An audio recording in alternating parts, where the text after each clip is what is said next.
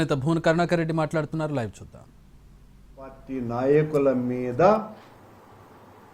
ఏదో ఒక నెపం మోపి వాళ్ళ మీద దాడి చేయాలా అన్న ఆలోచనతోనే అంబటి రాంబాబు గారు తను అన్నటువంటి మాటలకు క్షమాపణలు చెప్పినా కూడా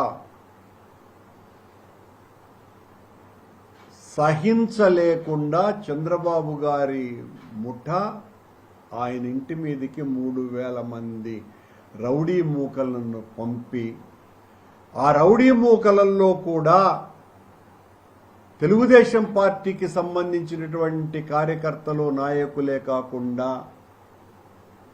యాంటీ సోషల్ ఎలిమెంట్స్ని పురికొల్పి జోగి రమేష్ ఇంటి మీద రాంబాబు గారి ఇంటి మీద దాడి చేయించిన మాట పచ్చి వాస్తవం. మేము రాంబాబు అన్నటువంటి మాటను ఏ రకంగానూ కూడా సమర్థించము.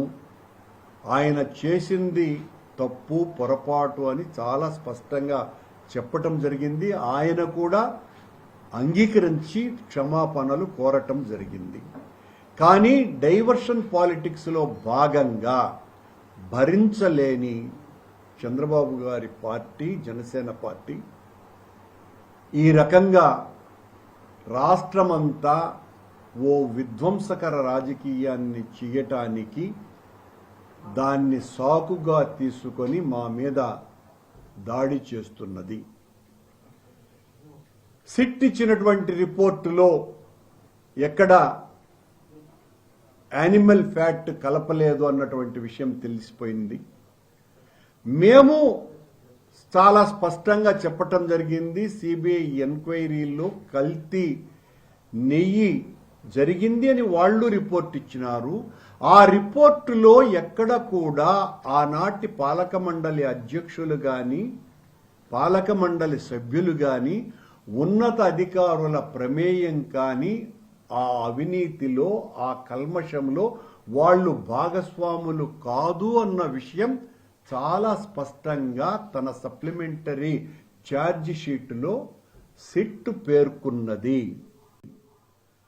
ఆ సిట్ నివేదికలోనే వాళ్ళు మరింత విస్పష్టంగా టీటీడీలో ఉన్నటువంటి కొద్దిమంది అధికారులు టెక్నికల్ ఎక్స్పర్ట్స్ ఆ ఎక్స్పర్ట్స్ కూడా తెలుగుదేశం పార్టీ హయాం నుంచి ఉన్నటువంటి వాళ్లే, అంతకు పూర్వం నుంచి కూడా ఉన్నటువంటి విజయభాస్కర్ రెడ్డి లాంటి వాళ్ళు, ఎప్పటి నుంచో టీటీడీలో పనిచేస్తున్నటువంటి అధికారులు, అలాగే నెయ్యిని సరఫరా చేసినటువంటి సరఫరాదారులు వీళ్ళందరూ కుమ్మక్కై అవినీతికి పాల్పడి నెయ్యిలో కల్తీని వాడినారు అని వాళ్ళు చాలా స్పష్టంగా చెప్పినారు. దీనికి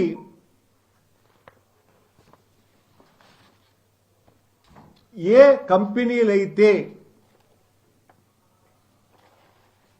నెయ్యిని సరఫరా చేసినాయో ఈ కల్తీ నెయ్యిని, ఈ బోలే బాబా డైరీ అన్నటువంటిది 2018లో దాని పేరు హర్ష్ ఫ్రెష్ డైరీ.